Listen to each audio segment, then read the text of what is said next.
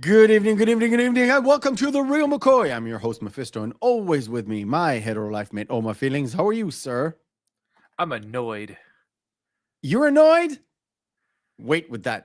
Wait with that fury. What is the Reel McCoy? You might ask. The Reel McCoy is your weekly movie podcast where we ask you to go watch a movie, you watch it, come back to us, and we break it down for you. This month of November, we decided to go with football-themed movies. We should have kind of reversed the order to finish off at on a high note, but we decided not to.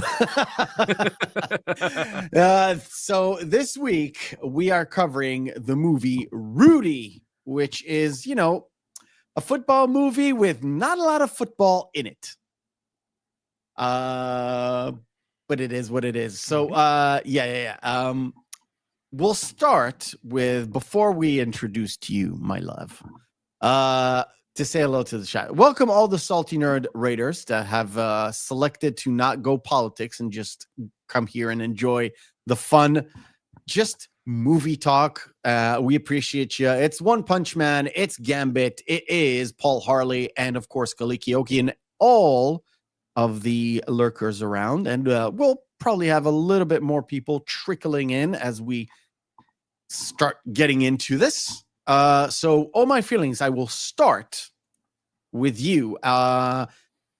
You said you had an affinity to the movie, but not in the way that people think. Correct.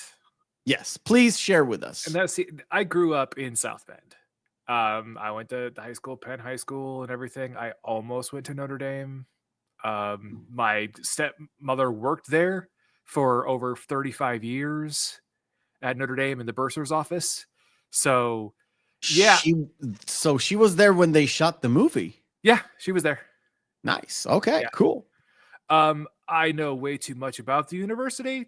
And I know way too much about this story in particular, and how a lot of it's complete and total bullshit. Well, save that, and we'll have a discussion about that once we're done with the behind the scenes, because I think it's important. Yeah. I have a confession to make. I am, besides the fact that I'm 46 years old and have seen the movie about twice in my life, one of them was today. Mm-hmm. I totally spazzed out because in the 46 years that I'm alive, I always thought that Notre Dame is a Massachusetts university. Oh.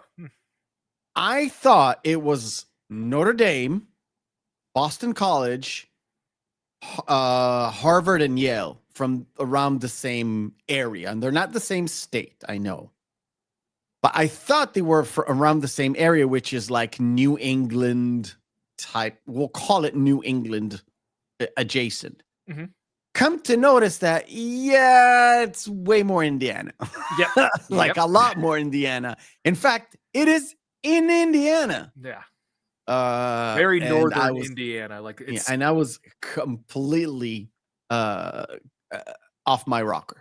Yeah. That's what I'm saying. I'm just, and I have seen the movie back in the day, and I completely spazzed out. I don't know why. Anyway, again, I watched the movie today, and I've also watched a different movie right after it, mm-hmm. which, in fact, they both kind of tie in together.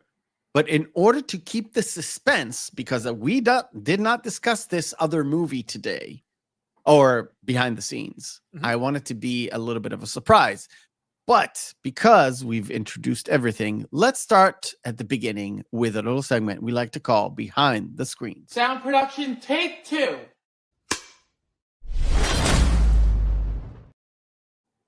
Behind the Screens is where we turn to All My Feelings and get the lowdown on everything behind the scenes, production-wise.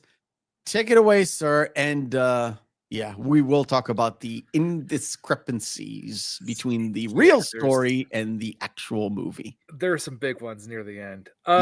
So originally, Daniel Rudiger pitched the film in 1982, but was just kind of turned down by pretty much every major studio in Hollywood.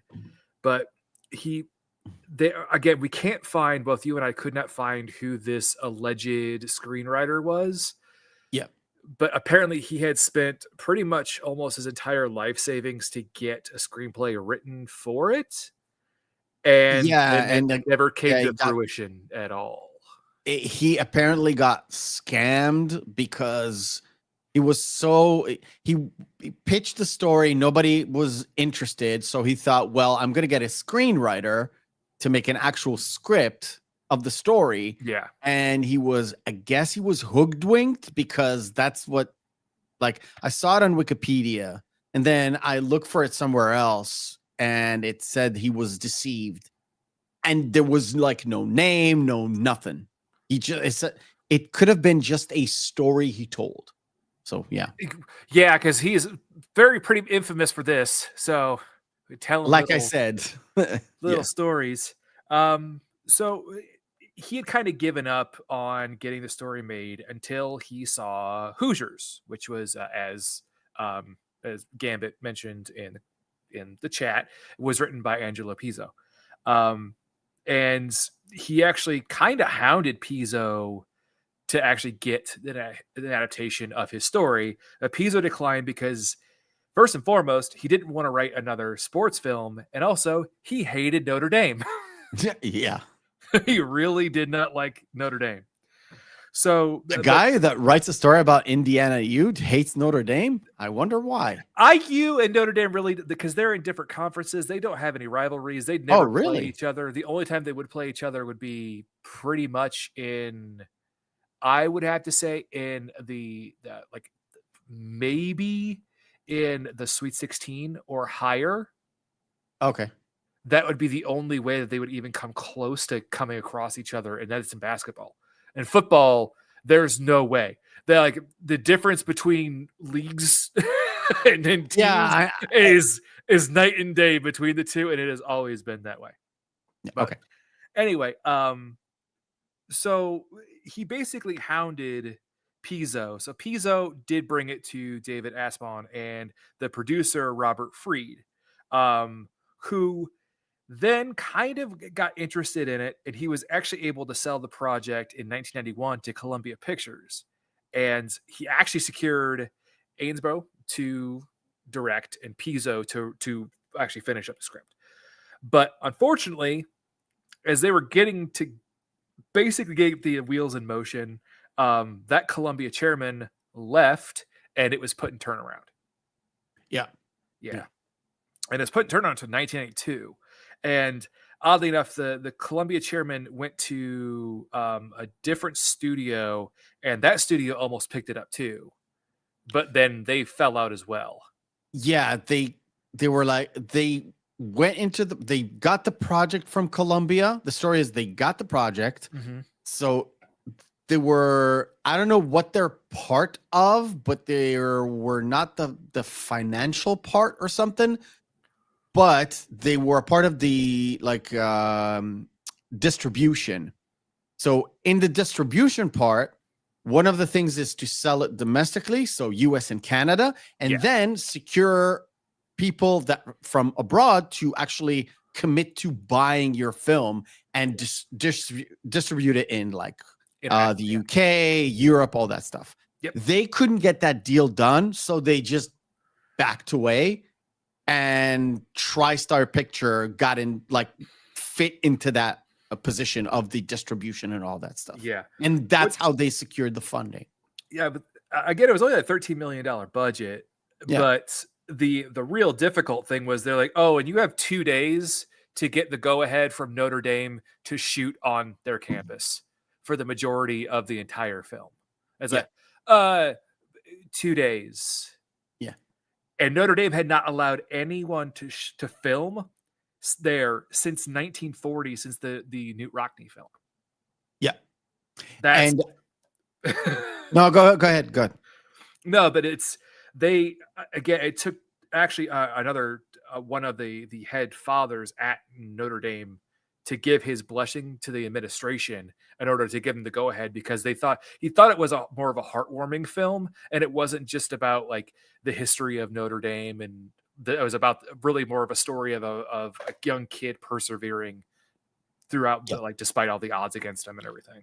And that's why there's a lot of him praying to God, and there's a lot of prayer in the movie. And I'm guessing that's the sort of rewrites that they put in just to make sure it wasn't necessary, but it fits within the story and within that school, and kind of pleased the people who are reviewing the script. Yeah, and I think that Father Kavanaugh probably was maybe sort of just like, see, look, have this very, very positive Catholic role model in the film as well. So yeah, that all kind of fell through like after the 2000s, but never mind that. We're not going to talk about that. Just like the church, we don't talk about that. We don't talk about that. No church, no politics. But I have one thing to mention. Sure. One thing to mention. That 1940s movie and Rudy are the only two films ever to be filmed on campus in Notre Dame. Yep. That makes sense. What's really interesting is the turnaround time was shot in 50 days, and obviously it was mostly just shot actually directly at Notre Dame and around the actual campus in South Bend, like around the different areas. Like the bar that they have there, they have listed as Corby's. Corby's kind of wasn't a thing when he was there. It was a little bit later, but Corby's is a very like it's one of the most renowned bars that's around there now, but that was since like the 90s. So I think they use that name, but it was the Cap and something. I forgot the name of it now. I think I have it too. I wish they would have Cap and Cork. They really should have used the linebacker, because the linebacker everybody knows. If you've been to Notre Dame, you go to the backer. Yeah, but this was supposed to be like 75 or 76. Yeah, I know, but I don't know if it actually existed. Yeah, it was there back then. That's why. Okay. Why didn't they use that instead? But they used Corby. I don't know. Anyway. You know what? It's one of those things where you don't have information, but knowing what we know, it's probably that they either couldn't secure the location, or they couldn't secure permission to actually say the name of the bar, which is weird because it actually helps you with promotion, but you know. Yeah. Anyway. you never know. You never know with these things. The only other things that were shot like outside of the South Bend area was obviously the overall pan shot of the Thompson Steel Mill, and that's in Chicago. Yes. Yes. Beginning. And then the scenes when he is a younger kid, those were all shot in Whitting, Indiana. Yep. And that was kind of the stand-in for Julia, Illinois. Yeah, I have that too. Too. So that was the only it though. But everything else was shot literally like on that campus or in South Bend. And it's so weird because when they were saying that they were in like Holy Grace in the college. They were actually filming Holy Cross. They were actually filming in Holy Cross. There are so many Catholic universities in South Bend. It is ridiculous. Okay. There's Bethel, there's Notre Dame, there's Holy Cross, there's St. Mary's. Damn. Yeah. Is South Bend very Catholic? Yeah. I thought so. I guess two more things. They're about the football games themselves. Oh, I was gonna say that the crowd shots were actually from actual games. Yes, during the actual real games. It was one was from the Penn State game, and I can't remember the other one. And I know the carrying shot was from the Notre Dame Boston College game. Yes, so those are the two games. Okay. And like it was 59,000 people in that stadium. Oh yeah. It's an old stadium. That was actually right after, I do believe it was right after or right before they did a major refresh of the stadium. Okay. Because it looks like a real old school stadium with it is. Yeah. It's like still concrete seats and everything. Oh yeah, it's not comfortable. I wouldn't imagine so. But they can cram a whole bunch of people if they don't have actual seats in there. oh yeah. Yeah. All right. Like even now, trying to even get around South Bend when there's a home Notre Dame game. Good fucking luck. I would imagine so. And it's so weird to me. You know, London has like 4 different like soccer fields. Yeah, 4 different stadiums. And you never know, because every time there's a game, nobody actually drives to the game. They either walk or like take the tube and then walk. Yeah. You don't drive to the game unless you're like David Beckham. Then somebody drives you there. Well, the thing is, like, there is no really good public transportation. So, I would imagine so. you have to drive. I would imagine so. Not for 59,000 people. Yeah. Damn. All right. Cool. Now, one more thing. One more thing. Bring up too is the filming shots that for the actual. That's what I was going for. Yeah. Yeah, it was actually done by the film department of the National Football League. Yep. That's really cool. And NFL Films. And I think I told you this. NFL Films are like the ones that got me hyped every time there was like Super Bowl time, and I was younger, so I could, cheat and stay up late, essentially stay up all night and then go to school. Yeah. Because I have school on Sunday. I had school on Sunday.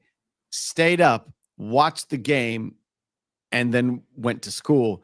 But in the week, like towards the game, they always had like the Super Bowl dramatization of like Super Bowl like 17 or 20 or whatever, and it was done by NFL Films, and it was really, really, really good.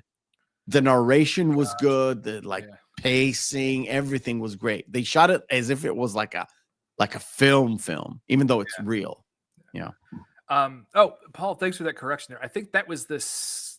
Was it that same year, or was it the next year when they faced Florida State in the championship? I think it was that year or the next year. Anyway, the only other note that I had was just about Mr. Astin. Have to give him credit for all the scenes you can actually see his face during the training. He's doing those. Yeah. And apparently he got the shit beat out of him on a consistent basis. He was injured, and his stunt guy got badly injured. Did he have to get his knee replaced or something? Yes.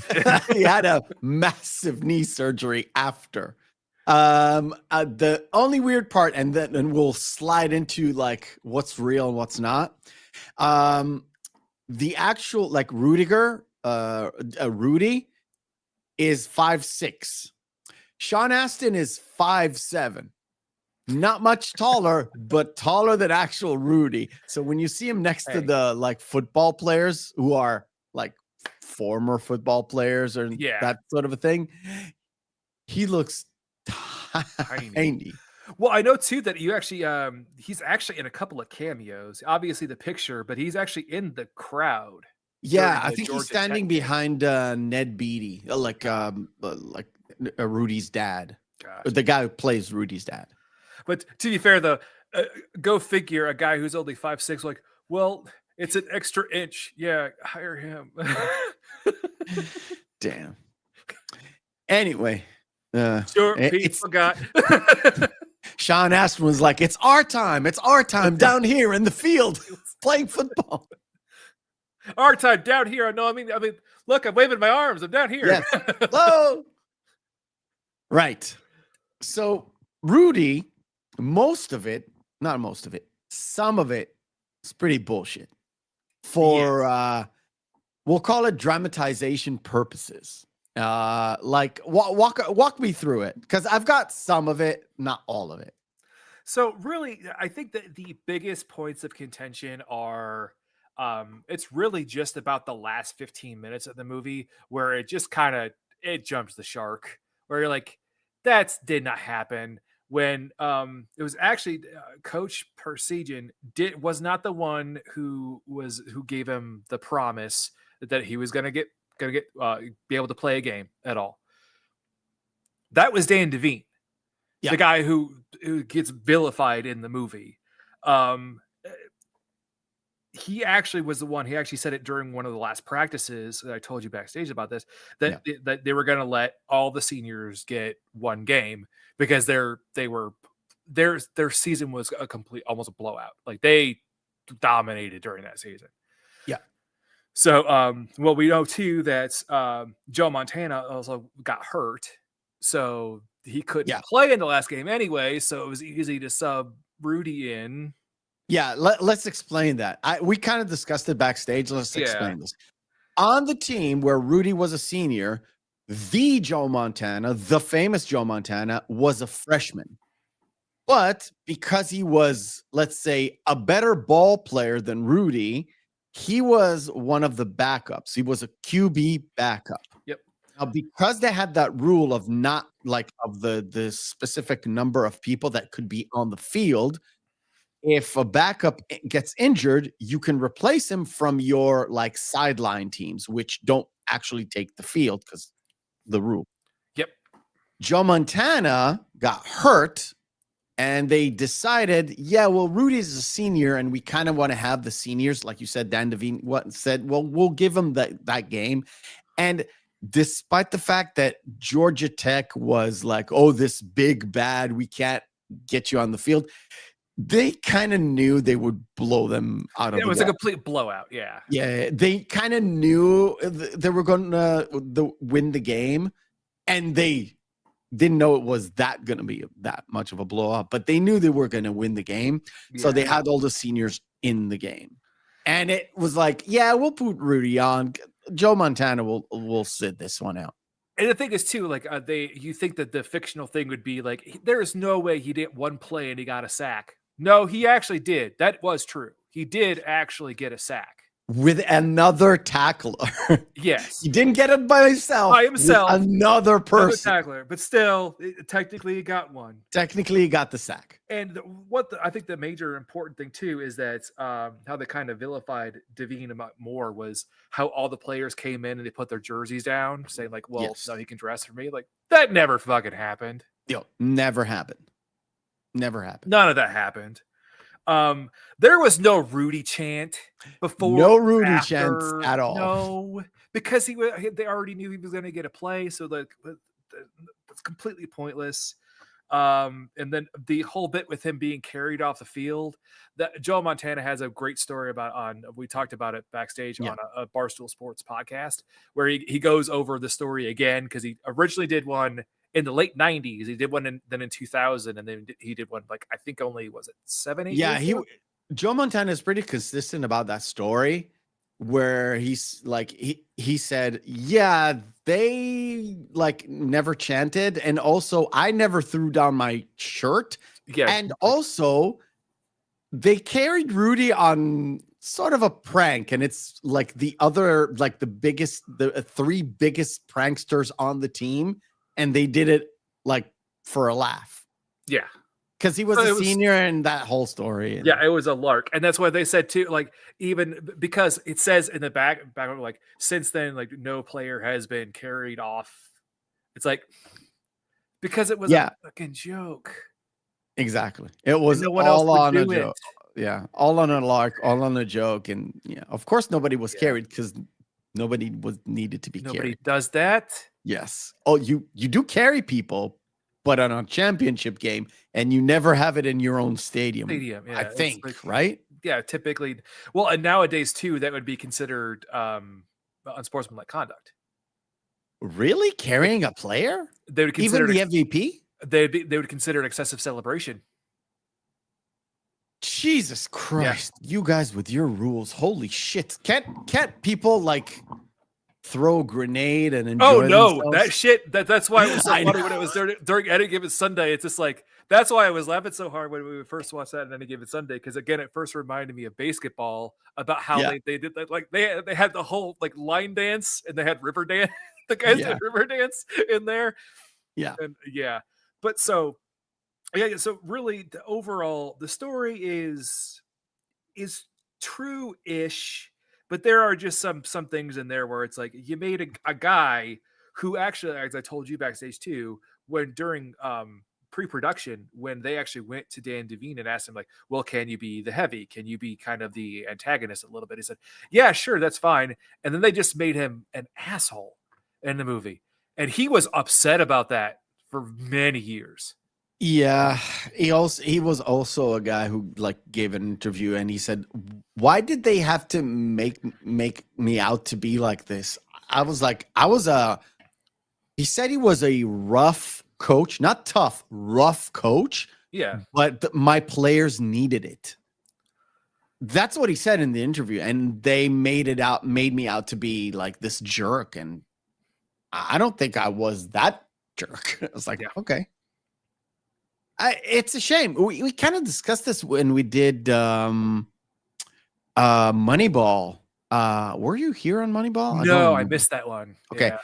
In Moneyball, the manager on the field, the Philip Seymour Hoffman's character, I don't remember the name of the manager. No, you're but fine. the real guy said they vilified me on the fucking thing, and I was full on board with the Moneyball thing.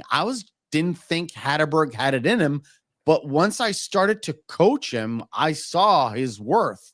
And the fact that they traded somebody else so he can have a play, that's all bullshit. We traded the guy because he was a menace behind the scenes. Yeah.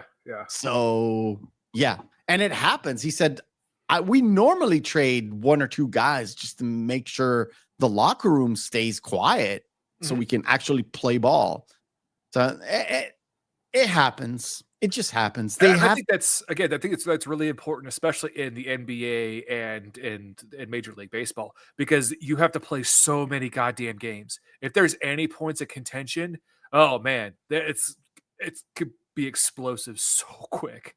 And that's why I'm sorry for bringing it up, but YouTube has been pumping that shit in my ear all week.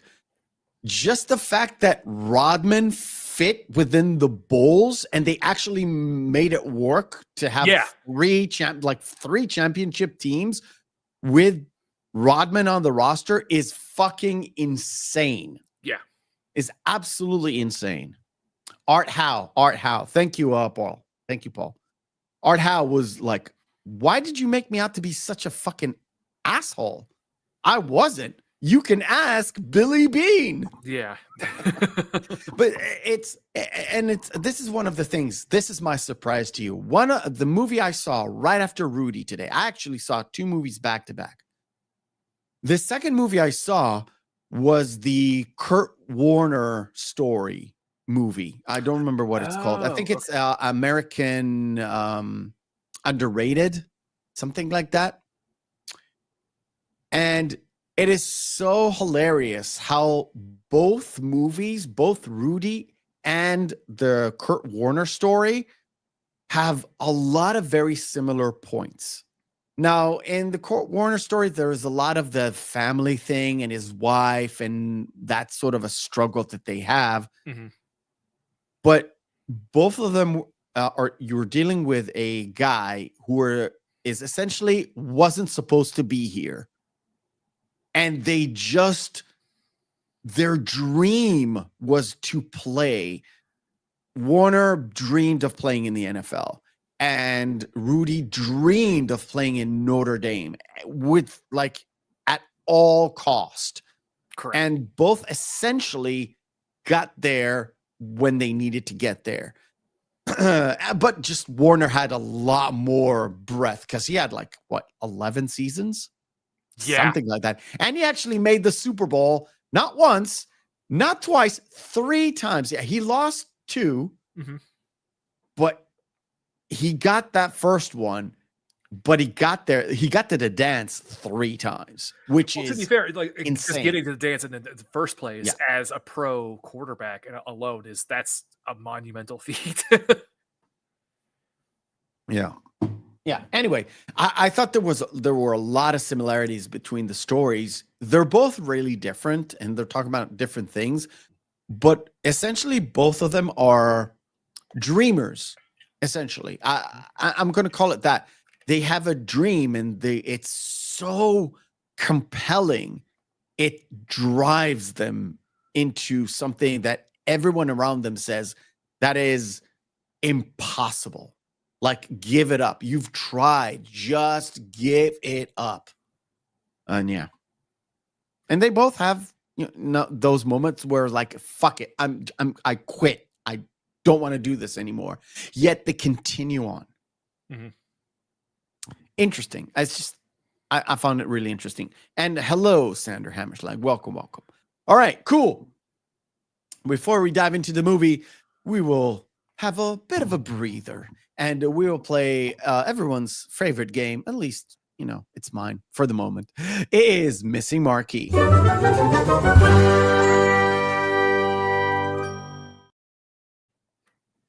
Missing Marquee is where we take 10 posters of movies, have their text written off. We display them, and you guys in the chat will have to guess which movie this is. Let me just full screen this. Hello, chat. You guys rock. Let's go. You know what movie this is? Mm-hmm. I thought about having like a Sarah's got it. Racing type month. I have a few ideas. None of them are Talladega Nights, by the way. No, I would say like racing or kind of getaway driver more, because Drive and Baby Driver would go well together. Yes, but I want to be more diverse. Go a little bit non-sport and a little bit sport and synergy. Gotcha. This is, of course, Drive. Let's go. And this is a movie I want to discuss somewhere in the future. Oh, well, we need to do a Kurosawa month anyway. So we do. You kind of do. It's a number of them. If you can count them, yes, you'll find them. It is that not is nowhere near. No. Sanders just playing. He knows what movie this is. Are they teenagers? Yes. It is Seven Samurais. Death Race 2000. Was that the one with Statham? I think so. But that's not in the cards for that month. Yeah. We'll talk. Me and All My Feelings are about to go in like serious, deep discussions about what's going to happen next year. Yeah. So we'll deal with that thing. But yeah. No, it is not Run or Ran. It is, of course, Splash. I talked about this movie. Oh, the OG one. Okay. On Wednesday, I think. Oh, the OG Death Race? Was that with Steve McQueen? I think so. Right? Paul's got it. It is The Girl with a Dragon Tattoo. I think we discussed it on Gary's show on Wednesday, but I was like incoherent and tired. We also discussed this movie, apparently. Oh, boy. We were discussing Bryce Dallas Howard. Right. Nope, not the maid. It is not The Maid. Another 4-letter word, though. Yeah. The conversation started at Bryce Dallas Howard, and I said she really put that oomph in the N-word that she says in this movie. Yeah. And she got a shit pie to eat for it, even though it wasn't a real shit pie, but yeah. It is not The Maid, it is the Help. Yeah. Help. Oh, it was the Carradine one. Okay, Paul. Okay. You hated this movie. Nah, didn't like it. Nope. It wasn't the gore that made it for me. It was one of those things where I didn't see it, and I have heard so much hype about this movie, and when I saw it, I was sorely disappointed. It's a slog. It is a sorely disappointed. And someone told me to watch number 2, and I like number 2 way better. Oh, I told you about number 2. Number 2's fun. You told me, yeah. I know. You told me watch number 2. That would be more of your like rhythm. Like, for sure. And the third one's really crazy because that's the one with Matthew McConaughey, and there's the FBI's involved at the end. You're like, what? Everyone has got it. It is The Thin Red Line, a movie that this week I heard that Adrian Brody was supposed to be the star of this movie, and essentially he's got like 3 minutes. He was completely cut out of this movie by Terrence Malick. Yeah. Like, really? I hated that movie. I expected so much of it just because, like, I saw Saving Private Ryan before that one, and I think Thin Red Line came out before I think Saving Private Ryan, and they were both like same time, but both sides of the war. The Thin Red Line was so disappointing. Who's got it first? It is Sander Hammerschlag. It is The Titanic. Absolutely love this movie. I told you it's still my favorite Hitchcock. Absolutely love this movie. It's not my favorite. Not my favorite. But I love this movie. You know what? I actually, it's, and I think I told you this. It's one of the episodes that I've actually went back and rewatched or re-listened to, and I really enjoyed, because I don't normally enjoy rewatching our stuff because I was actually here experiencing them. Wasn't this the movie with the bait and switch where they were saying that Jennifer Aniston was going to get naked in it? Yeah. Yes. This is the movie that they heavily implied that Jennifer Aniston is finally going to reveal herself, and Rachel is going to be naked on the movie. And no, it wasn't very good. No. But it's your typical Paul Rudd movie, essentially. Yeah. Paul Rudd, who's like, I swear to God, he's some kind of Methuselah or something. Immortal? Yeah. Because the man, like, I think he's in his 50s, but he looks like he's still like 35. Yeah. That's why the Deadpool and Wolverine joke hits so fucking hard. Yeah. It's like, oh, Paul Rudd's finally got old. Oh, God, love that. Nobody knows this movie? I think it's Wanderlust, right? That is correct. Yeah. Wanderlust. Yeah. Wanderlust. This straight-laced couple end up visiting a commune and kind of getting involved. Yeah, it's like a hippie commune, Yeah. and some of them are naked some of the time. Yeah. And essentially, there is a scene where she takes off her top, but it's a demonstration for the trees, and it's pixelated because when you do see her essentially naked, it's on TV, so it's all pixelated, so you can't see anything. Yeah. Plus, there was a poster where you kind of see her ass, not really. I think you got better shots in there from Horrible Bosses, to be honest. Kind of.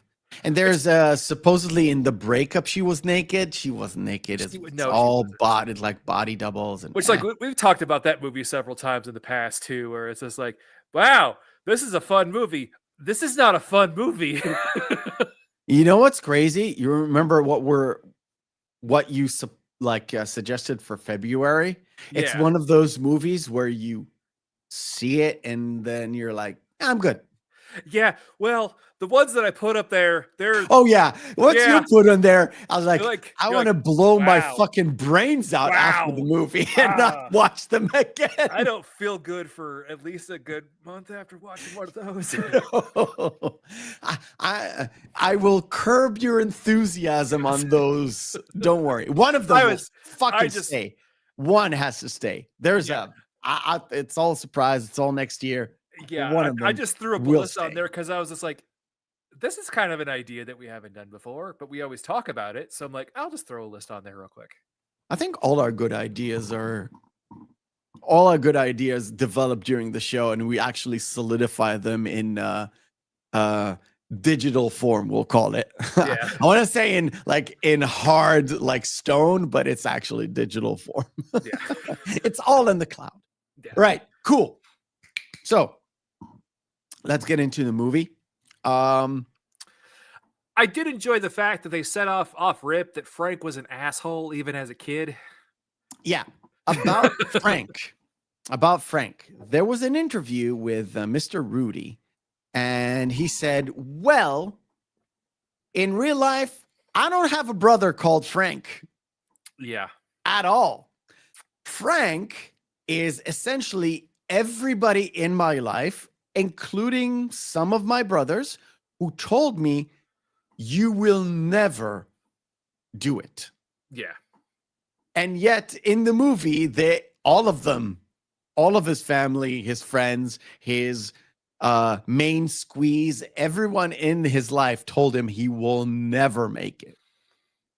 Sherry, his dad, tramp. his dad didn't tell him you'll never make it. His dad told him that I don't have money to send you to Notre Dame. Plus, you're not that good in studies, which kind of made it. There was even that line later where his dad's just like, not everyone is meant to go to college. Notre Dame's for rich kids or people that are really smart. You're basically not that dummy. But so what's great about this is they have the setup with the dinner. But the one thing that was really great about it is the Rudigers are set up as this loving family, and like how integral Pete was as his friend growing up. Yes. And Pete actually asking to watch the IU Purdue game, which you know what that is, right? I don't, but I knew it was something really important. It's once every single year, IU and Purdue been rivals forever. It's the Oak and Bucket game.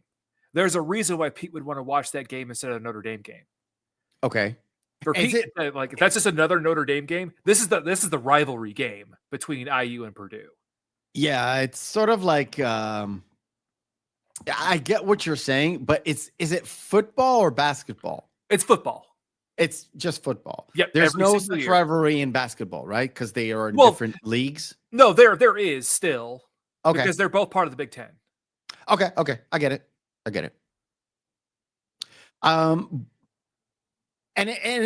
That's I think one of the sort of parts that you kind of miss about the story, and you mentioned it, the fact that the Rudigers, there's a sibling rivalry and there's ribbing and there's, oh, you can't do that because just look at you kind of a thing. But they don't hate him. And I don't think Rudy actually hated his brothers. No. In the context of this movie, not the real life stuff. We're talking just the movie. The only one that really seemed as antagonistic as possible was the one that actually didn't exist in the first place. Yeah, which is all that. But the one thing about I wanted to mention, and the fact that Rudy did play football in high school, he was on the squad, and you can tell by his coach that his coach kind of knew. Yeah.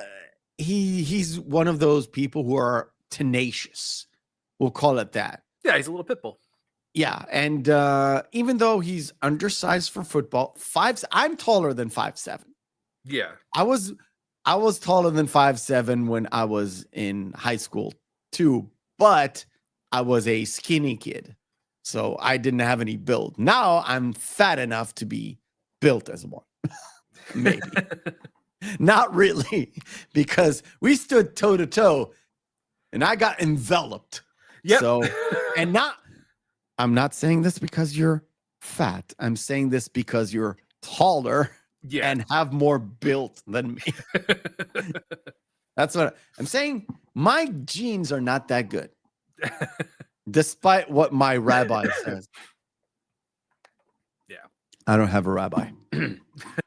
But yeah, I love the fact that they kind of this movie, and I think either Siskel or Ebert, because I've read their thing, said that the movie is heartwarming but very predictable. So you don't give it a 2 thumbs up; they give it a 1 thumbs up because it makes you feel whatever the movie wanted you to feel, but you kind of knew where it was going all along, even if you didn't know the story. And I didn't know the story, and I knew exactly where it's going. Yeah, it's essentially, if this would not have had the caveat at the beginning, it says based on a true story, which, by the way, in my notes, it just says based on a true story and quotes my ass. But still, it's like, if it did not have that there, this would just be like any other Hollywood schlock football film. Because again, the underdog guy finally perseveres and he gets what he wants in the end. It's a 3-act story in the end. That's everything is set up purposely to make him win in the end.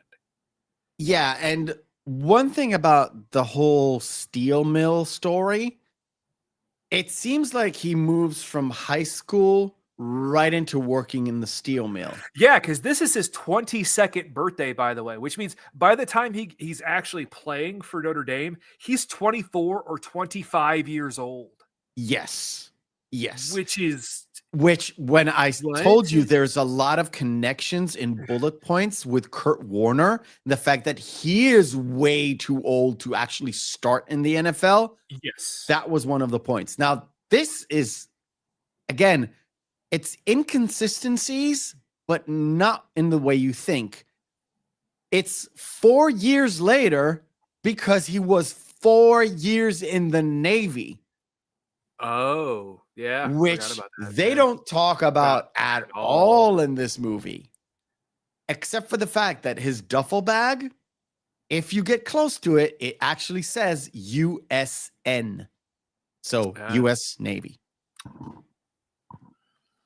And I was like, after learning that, I was like, yeah, it's weird that he has a duffel bag, but it wasn't really weird because if you're like, we'll call it homeless, and you're in the 70s from a poor section of town, or let's say like lower middle class, okay? Not poor.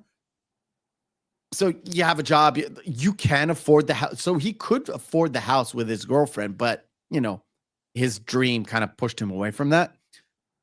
Well, I think it was you would have a duffel bag with all of your things. Yeah, I think it was really well, obviously his dream was still there, but I think if Pete wouldn't have died, I think he would have just bought the house with Sherry and stayed. I think so too. Yeah, I think so too. It's sort of like that straw that like broke the camel's back kind of a thing, where he is on the verge all the time. Sort of like he's being edged to go on this quest to get to be the football guy he wants to be, but he never took that plunge.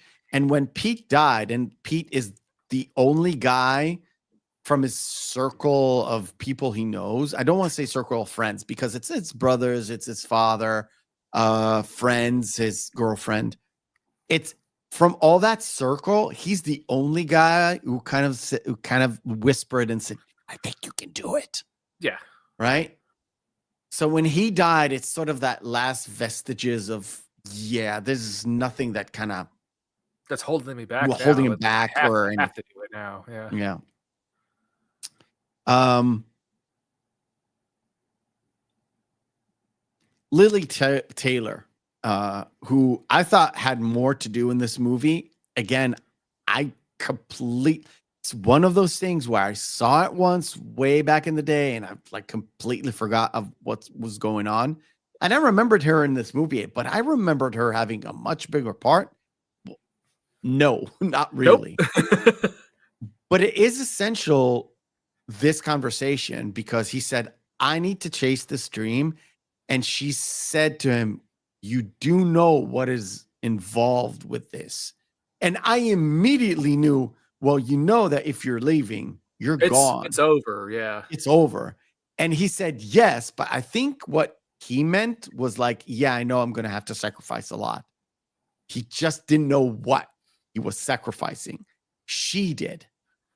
She knew exactly what he was sacrificing. And that was my voice. That was them. Yeah. Yeah. I have to say, are you experiencing a cold weather down where you are? Yep. Like more heavy than usual, right?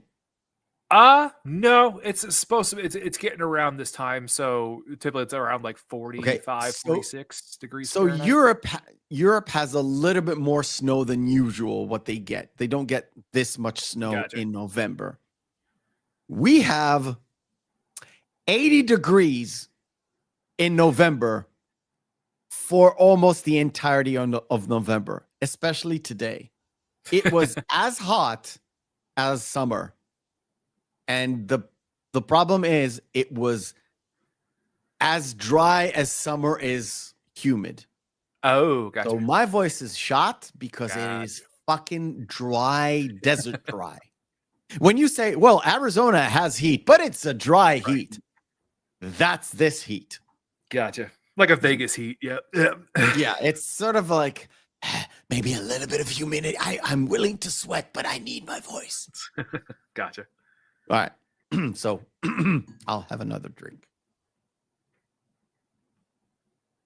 I may have to run and get me some water or a beer so we can get demonetized. So we Right. do have the father-son chat where he tells him the story of his grandfather and how the grandfather bought that farm because he was talked into it, and all the cattle died. But it was during the Great Depression, so there's no way he could sell the land. So he just basically fucked off. Yeah. And left the family. And I thought that story was a setup for something. It really wasn't. It was just to for us to see the connection between father and son. Because and I think also to really understand the reason why his father was so against it in the first place. Yeah. Because he understands that, hey, dreams can fail, and you have something good here already.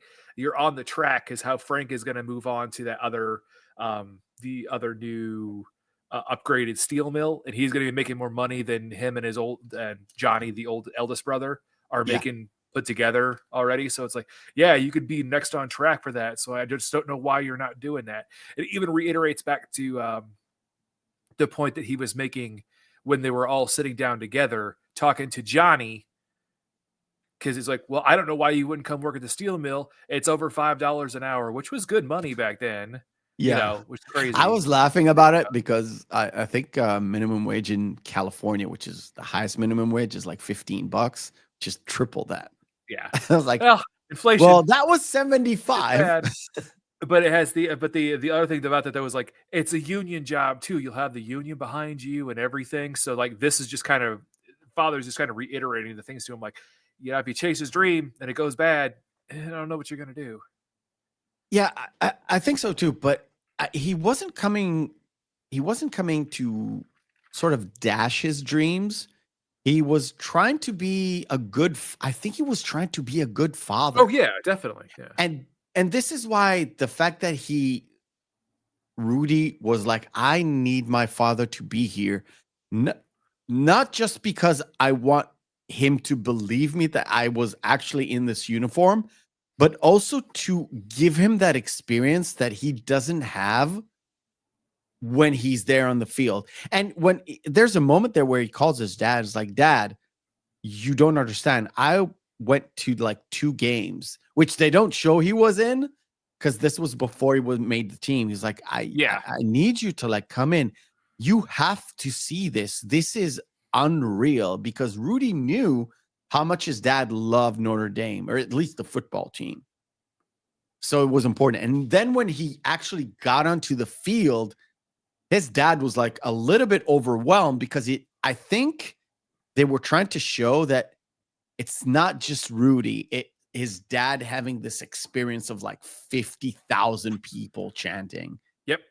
Yeah, and got it through. I love this bit. This bit made me laugh so hard. Yeah, with Father. Mainly because I forgot it actually existed.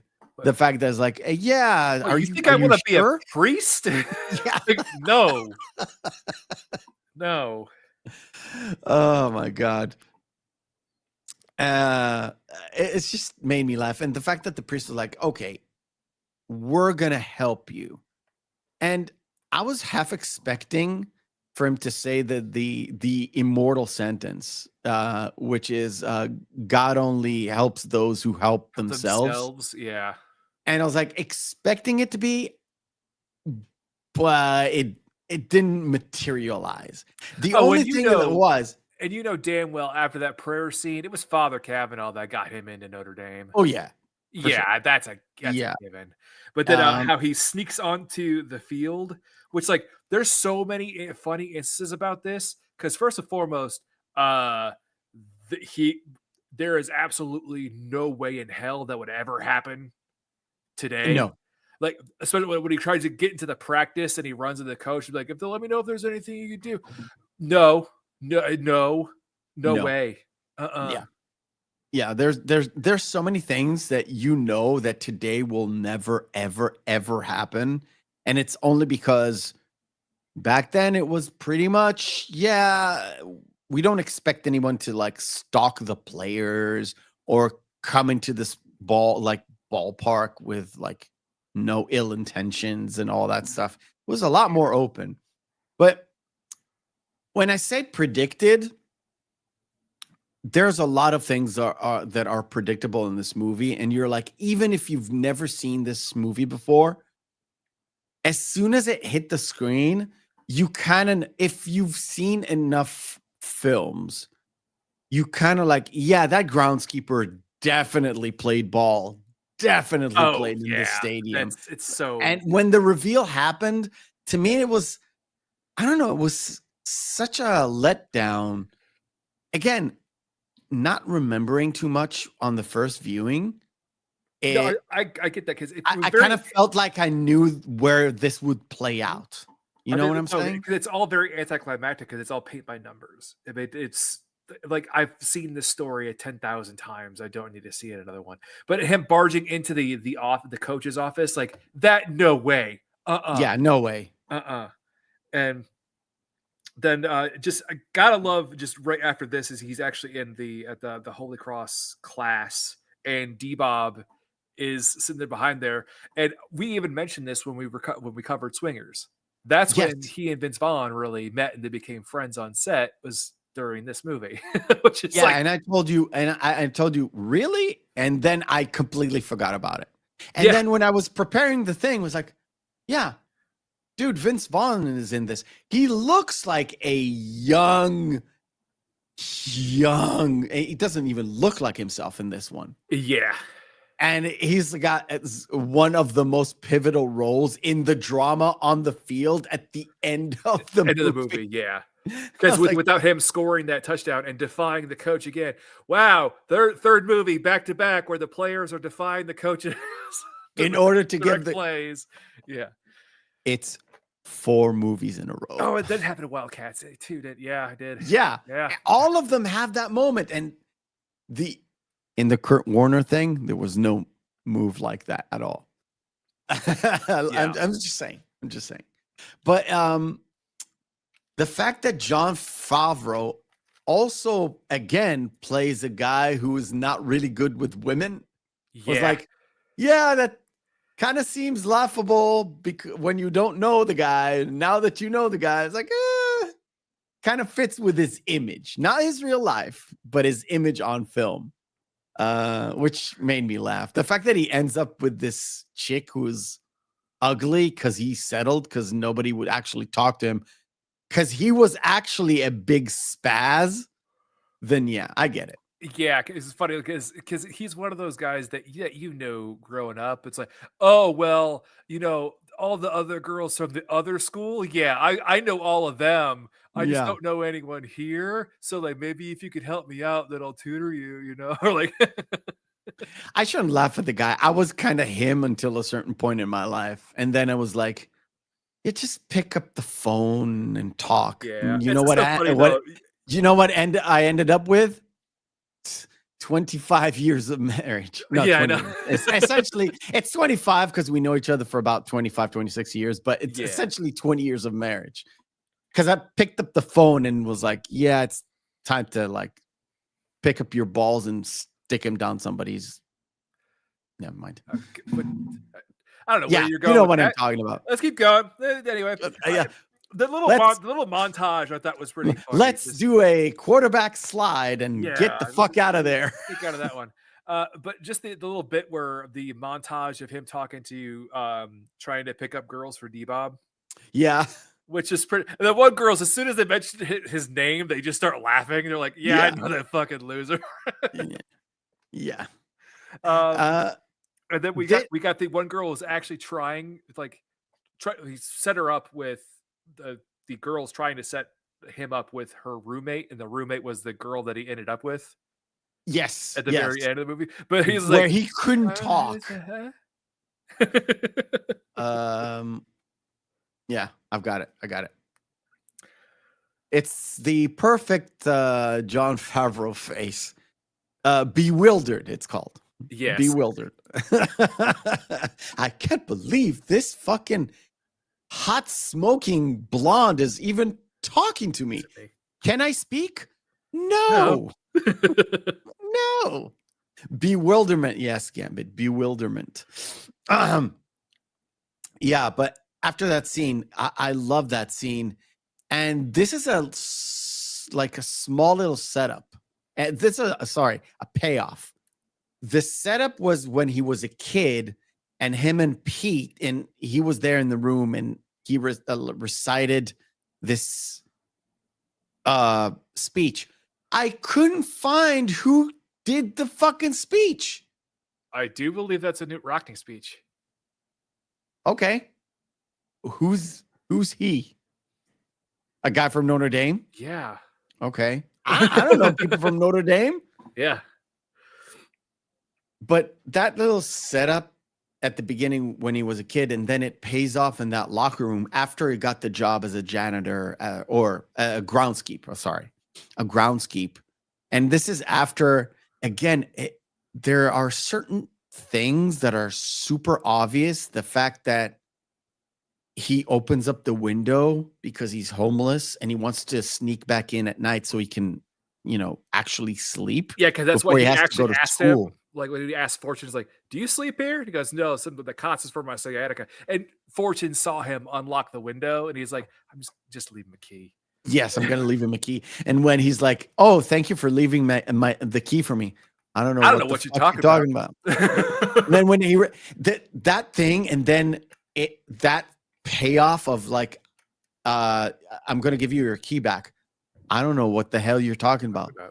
I know and he's like, "Yeah, I know you don't," and he leaves the key on the ladder. Yeah, that smirk, that smile, that we know what we're talking about. We can't say nothing because a little bit of tact, we'll call it. This little play where Rudy's like going into, trying to get D-Bob maybe another shot, but it then ends up being, I have another chance of going into, the locker room and help out with the players.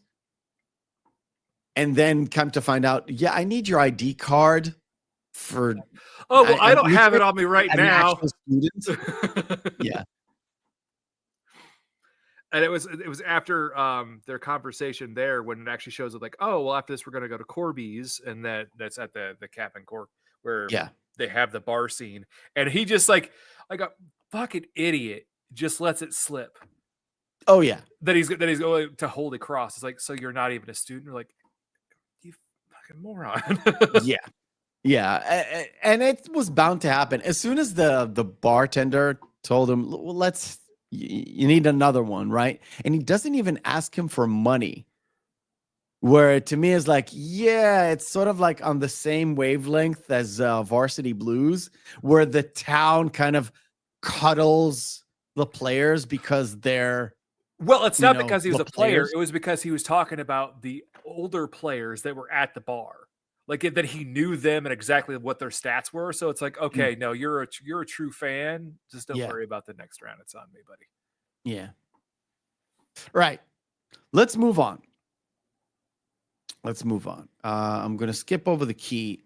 I will, however, there's that conversation after the key conversation where he told him, look, I'm going to make the team. And once I do, I want you to come and watch me play.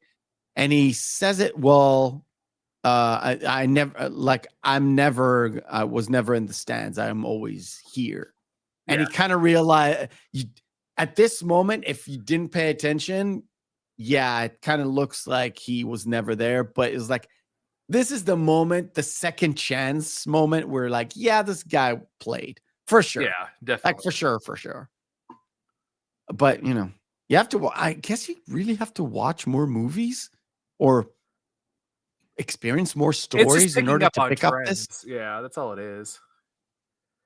Was it this? I'm moving. Did we pass the Christmas scene?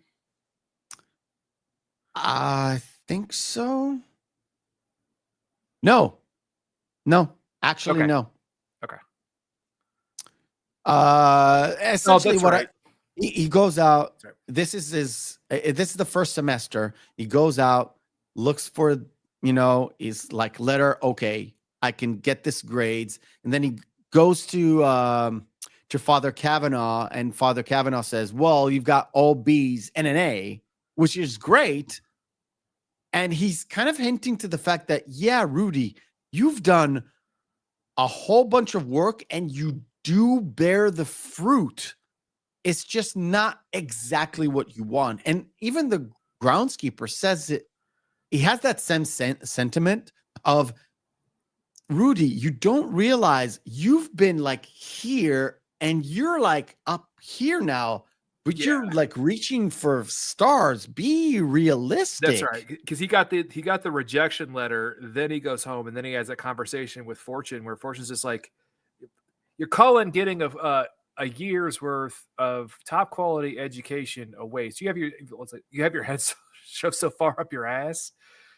Like, you can't take any, like, he's taking it all for granted. Like, every opportunity he's given for free. Because you know what? He's not paying tuition to go to Holy Cross.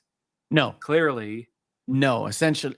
He says that he, like, his last penny goes into tuition. That's why he doesn't have money for rent.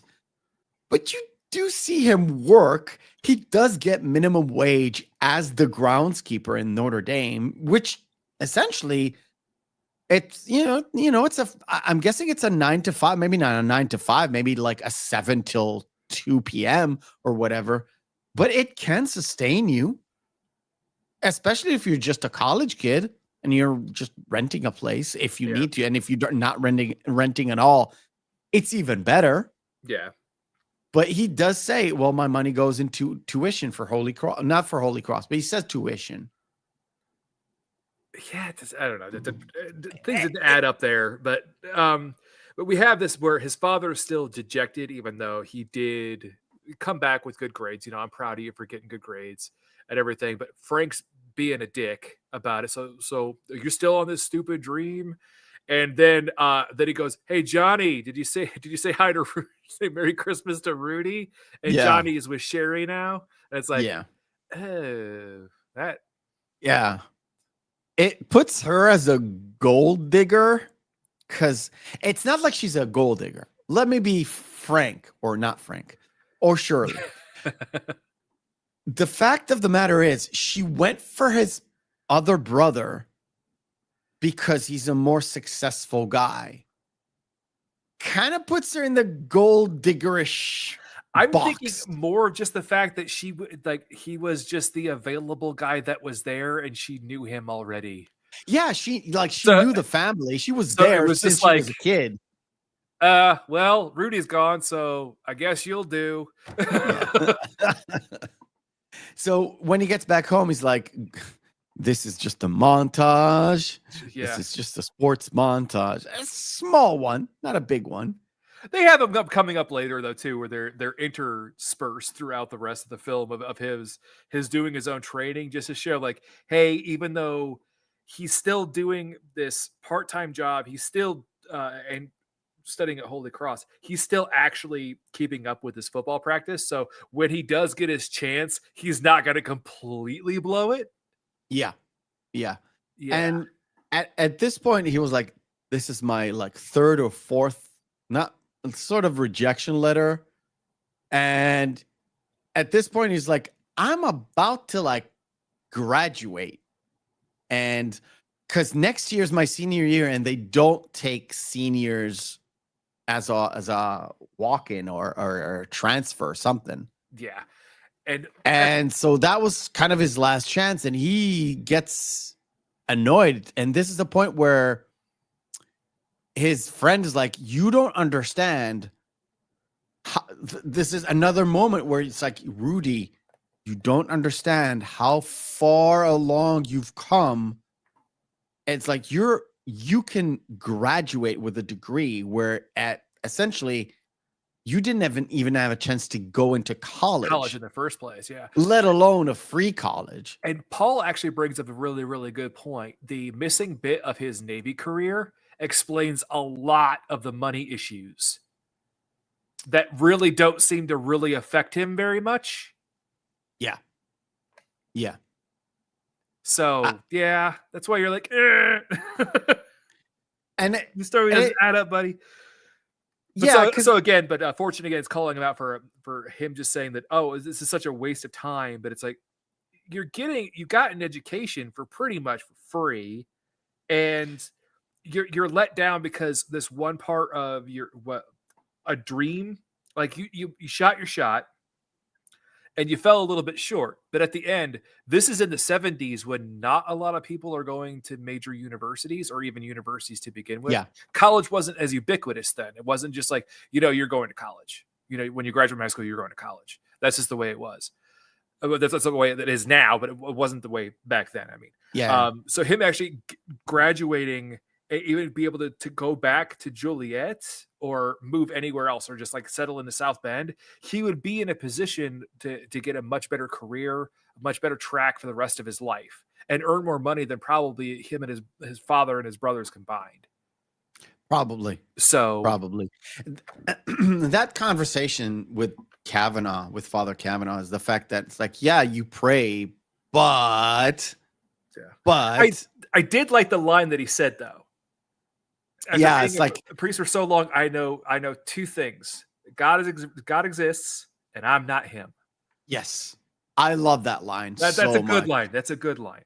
It's sort of like, you're asking me for something I am not able to do, yet you are able to try and get, and still sort of like, there are limits. You have to know your limits, kind of a thing. Mm-hmm. But without actually saying it. And then when he does get the letter, he is so fucking happy. Oh yeah. I think Sean Astin did a great job there of portraying so happy you actually sob. Yeah. I think he did a phenomenal job there. And the only time he's better at crying is when he was Samwise Gamgee. And another sort of thing that kind of connects, again, this is the same connection we had in the bus stop before he went off to South Bend, in the Christmas scene where he talks to his dad, and his dad kind of like, yeah, I prefer to stay here on the TV and watch it and be safe and not try and go to the game. And when he does go into Notre Dame, he brings the acceptance letter straight to his dad. Yeah. Straight to, and his dad realizes this moment, because to him, even one of his kids going to Notre Dame, where all the rich kids and smart kids go, and my not rich, definitely not smart kid actually got accepted, it's a big thing for him. Oh yeah, it's a really big thing. How for he him. calls out over the entire plant floor, the mill floor. Yeah, it's great. But then, like, immediately that high gets taken down from Rudy. Rudy going, well, because his dad goes, well, do you want to come back and work for the rest of the summer? So then that way you'll actually have more money. So when you start classes again in the fall, you're going to be set. He's like, no, I have to go back. I have to go to practice. And like, you hear almost that's the price is right. Yeah. I was kind of waiting for that sound, but never mind. I love the fact that sort of the coach, like, well, You're here to get murdered. No, You're like here. I'm here to beat your ass for the next 5 days. And Yeah. it's like, and also like, hey, all you guys have any aspirations of you actually going out and playing? You can go and let them go of them now. Yeah, but it's essentially, I thought this was a smart way of explaining why Rudy couldn't be on the team. This is a great sort of like, it's sort of an exposition dump, but it's disguised within this hard ass doing this, we'll call it a drill sergeant-y kind of a thing. But Yeah. essentially he does an exposition dump to explain to you how long shot of a thing it is to actually get on the team, not only get on the team, be on the roster, not only be on the roster, actually being on the field, going out of that tunnel. Yeah. And that's what, like the just the low probability of success that really is. I think the really good part about that is he puts the emphasis on the fact that like there are many of you here that have scholarships. Your scholarships will still pay out for the rest of your time here. Doesn't mean you're going to play ever. So that we have the entire first day of that, and Rudy's just getting his ass kicked, and then the thing where Coach Yanto, you got him right there. He pulls him off like, what do you do? He's like, no, I got it, coach. And that impresses Yanto. And Yanto's the one who stands up to Persagian and the other coach. And it's just like, no. This kid's got more heart. Then give him a shot. And there's a lot to be desired when it comes to, I don't know what about this game that a lot of heart goes a long way if you're slightly under, we'll call it slightly. In this, he is completely undersized. Like, oh yeah, we know like football players today are not only big, they're fast. Oh yeah, they're faster than you think. This is why all the padding becomes like essential, because they essentially, I thought when they're running into each other, it's like a car crash. Yes, they do between 50 to 70 car crashes a game. Yeah, a game. Holy shit. And it's true. That's why CTE is a thing. But the thing about it is you need a lot of heart. We'll call it heart. You need a lot of guts to actually take a hit and then come back and take another hit. Yeah. Like, you just been in a car crash and you're going out there to get hit again, especially in his position where he's a defensive tackle. You're gonna get hit for sure. Yeah. For sure. Well, was he a tackle or was he a cornerback? Tackle. Whatever. Sides. So he wasn't an actual tackle. Yeah, sir. I thought he was cornerback, but he wasn't a back. Cornerback is back there.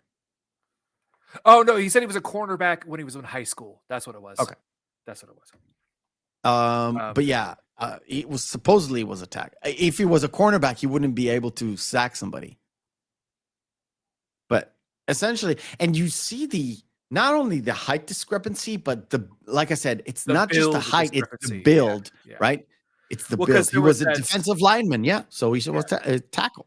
So we had the scene with the guy who knocks him on his ass, and then he tries to take it easy on him, and he's like, "What the fuck?" And it was Yanto going, "What are you babysitting out here?" And then the tackle then knocks him on his ass. He's like, "Don't get your ass up. Do not get up." Yeah. And at this point, again, this is just showing us where he was, what was his actual job. He wasn't on the team. He was there to be a hit puppet. Yeah, he's the practice squad. That's all he is. That's all he ever just there to get the other players ready for the game. And he says it to the other guys, like, you don't know, I'm here to make sure you win. So you better do it right. Like, good. And then there was the Vince Vaughn's character Jamie in the background going, he's just a hot dog. He's just hot dogging, Yeah. And they kind of put him in that position where it's like, oh, dude, you've got so much potential. You don't get it. And I think one of the coaches yells at him. It's like, if you had his heart in your body, you would have been a great ball player, but you don't. So I think there was later too when there was the other kind of like run in with Jamie, the Vince Vaughn character, where Coach Parsegian goes, before, if you gave half a shit as much as he does, then you'd actually be starting. You know what? But you know what? You're not even third string anymore. You're in prep squad now. Yeah. And when all of that sort of, we'll call it Hell Week, happens, and Rudy's like, yeah, you're like, is the defensive coach is like, yeah, you're on the team. It's like, really? he could not. No, if you give it half an inch off, you're off the team. Yeah. Wait, if I'm off the team, that means I'm on the team.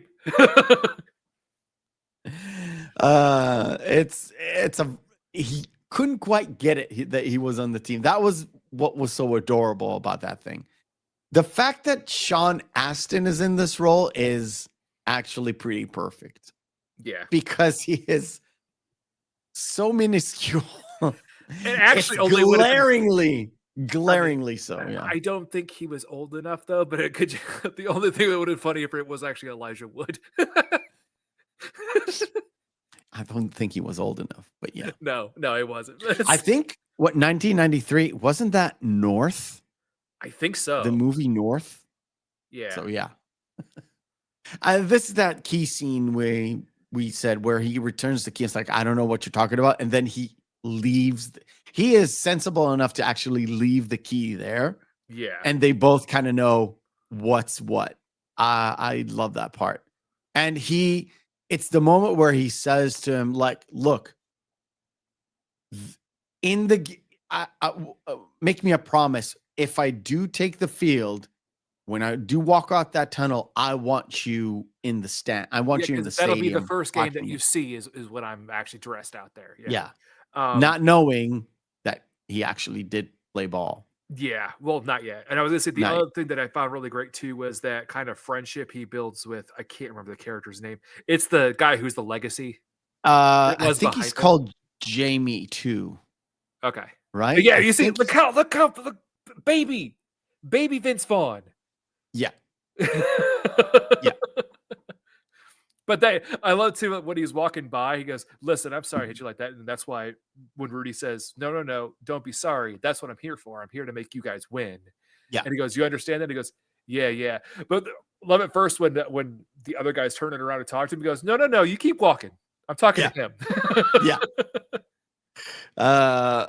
I love the fact that Rudy is wearing sort of like the old style of the Fighting Irish, and those guys are already with it's the N and D kind of spliced together. That's more of a newer logo, right? Yes. So the jacket that he had was from like the 50s. Yeah. Because again, Pete got it from a secondhand store, essentially. Yeah. I think Pete's got it for him. He's like, he bought it for him for his 22nd birthday. They had that conversation in the steel mill. He got it from like a consignment secondhand store. He saw it in the shop window and he had to get it for him. But that's why his jacket is older, and that's what the I think that was the late 60s design, was the first ND one that was like that for the Letterman jacket. Yeah. And this is that conversation.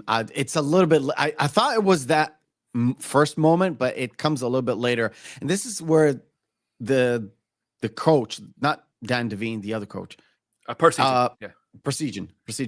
This is where it's like, if you had his heart in your body, you would have been like All-American. Yeah, he's an All-American. Yeah, All-American. But still, though, if you look at him, God damn, he does not look even like himself. Yeah, he doesn't look like Vince Vaughn at all. Yeah. And his sort of like his friends, like, he said it in the locker room scene, but we'll mention it. The fact that he's there because his father played for Notre Dame, and he's sort of a legacy player essentially, and he just doesn't really want to be there. Yeah, the only reason why he's playing is because he says flat out, if I don't play, then my dad won't pay my tuition and I can't go to school here. But then he says, and then also is like, and also on the off chance just like you, I may get to play one day. Yeah. And oh, did you like the Adam and Eve neon signs in the for the bathroom when they're shooting Skeeter? I mean, Yeah, I want to get. That's Yeah. hilarious.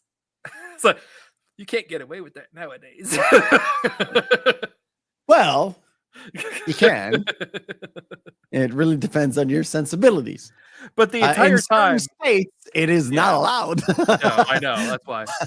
Which I think it's odd, but whatever. It's You do you, boo. yeah. Frank right here is again basically is like, why are you fucking lying to dad? You're not playing there. Essentially, that's what he's really trying to infer here, where it's like, oh, come on, we know you're not doing that. It's so weird after all that, and they still don't believe him that he is on the team. It's like he's your brother. You think he would lie to you that much? And it's so crazy because I think Rudy wasn't really a liar type of a guy. No, or at least not in the movie. No, it looks like he never really told a falsehood. But maybe there's more to that because maybe there's more lies in your past, Rudy. Maybe he lied about the other things that made it into the movie. And Yeah. never mind. Yeah. But what I didn't see is also it's like I know him going there, and it's a really important thing, and it's supposed to be part of the whole film. Yeah. But it's also like, why couldn't you just have Coach call your dad? There are so many ways where that whole conversation with where they were essentially, it's not skee ball, is it? What game were they playing? That's what it looks like. Okay. And- Isn't skee ball the one where there's a big target and you have to roll the ball? What am I thinking of? It's like shuffle, Never mind. basically. It's like shuffleboard. Yeah. Anyway, it's really simple to like call in and see that he's on like the big. It's not shuffleboard. Thank you, Paul. Yeah. It's not like it's super hard to get like certification, we'll call it. But it doesn't happen because if it does, then it ruins the ending of the movie. Yeah. All right. So the reason is the only reason essentially is they want that crescendo. They want to build up to that crescendo. You want a series of falls, but it's still building up. Yeah. Because it's like he can't go to the school. Okay, you can go to the other school for next to nothing or nothing and then transfer. Oh, and you managed to transfer. Oh, and now you're essentially on the backup, not even on the backup team, on the team that actually gets hit. And then you're on the backup. Then you take so there's a series of falling upwards, we'll call it that. Yeah. Right. But so that just leads to Coach Precision's promise to him that yes, and you'll get to dress for one game in your senior year. Yeah, it kind of impacts him on the story where it's like it's not just about my dad; it's about everybody who didn't believe in me. And then he calls his dad immediately, saying like, "Yeah, next season, yeah, I'm gonna be next season I'll definitely be. Which one? I don't know one, but I will prove to you that I'm actually a football player." Yeah.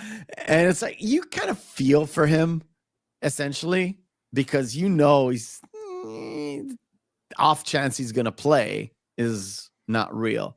And then of course then you're basically like this is the right there is like this would be the end of the second act. Yeah.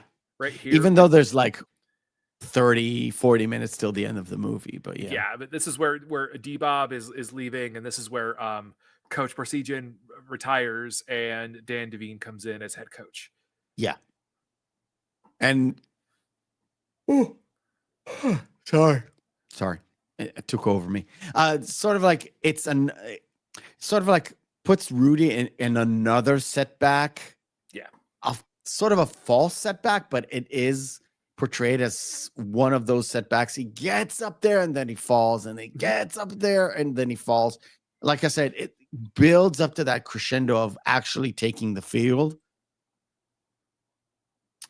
And D-Ball was like, yeah, I'm going to Miami with my main squeeze. This girl, I don't know why he kept saying "goddamn" all the time, and then we says "goddamn," we're like, "Oh yeah, I'm not supposed to say "goddamn" anymore."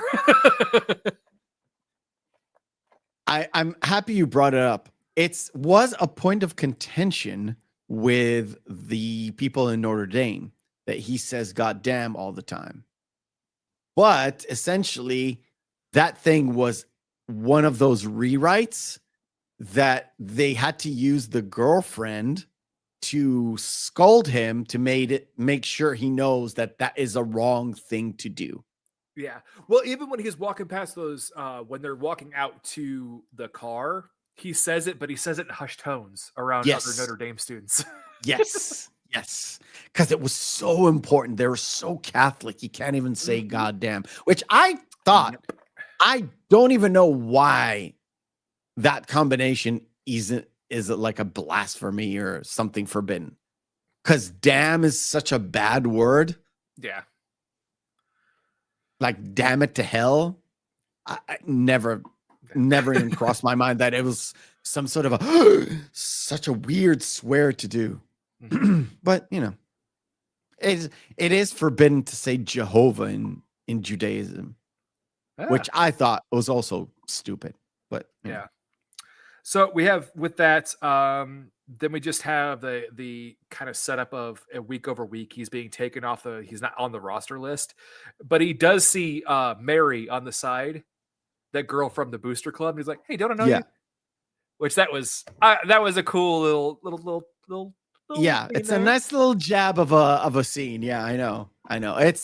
It's within yet another type of montage.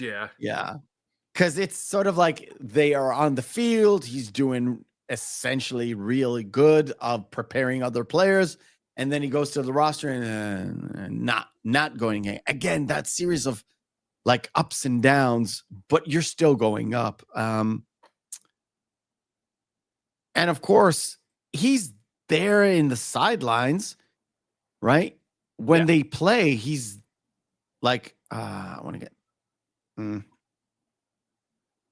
I can't really reach it, but he's there in the sidelines. He's there in every game. Now he's allowed in because he's one of the players. He's not on the roster, but he can be sitting there in the crowd, and he loves those games. And this is one of the things he tells his dad. There's nothing like being there rather than actually watching it on TV. It's a different sort of feeling. Yeah, because when he actually when his father actually does come to the last game, when he walks in and sees the stadium, goes, "It's like, isn't this the happiest moment of my life?" Yeah, something akin to that. Yeah, and I was like, "Wasn't your children being born? Being born, maybe?" Yeah, that came out in my head like the wife that you had for this split second. Wasn't there your happiest moment when you got married, kids born, something? No, yeah, right. There's a few more scenes, but we'll take a pause right now because we're going to play our second game of the night. You know it. You love it. It is Round 1. Fight. Pressed too early. Came too early. It is Cinema Deathmatch. Is where we take not 10. We take 2 movies in a vacuum. I need to breathe. Cinema Deathmatch is where we take 2 movies, spit them together, and see which one is the best one. If there's no discernible difference between the two, both of them are good, both of them are bad, we fall into our criteria where I have my voice. And we say Friday evening, Saturday evening, out with the boys, out with the girls, out with your significant other. 2 movies in a vacuum. Which one will be? Pop in. I've got a beauty for you today. Beauty. It is Midsummer or Evil Dead 2.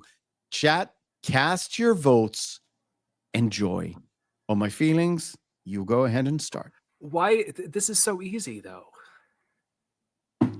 I know it's easy. As much as I enjoyed Midsommar, that's a movie that I would not watch on a regular basis. Evil Dead 2, it's Evil Dead 2. Come on. It's Evil Dead 2, and we have a contender for February. Yeah. Well, a lot of Ari Aster films could be in there. It worked before. God damn it. No, it's gonna get fucked, right? Yeah. Oh. Right. What a pairing. What a pairing. Chitty Chitty Bang Bang or Lake Placid?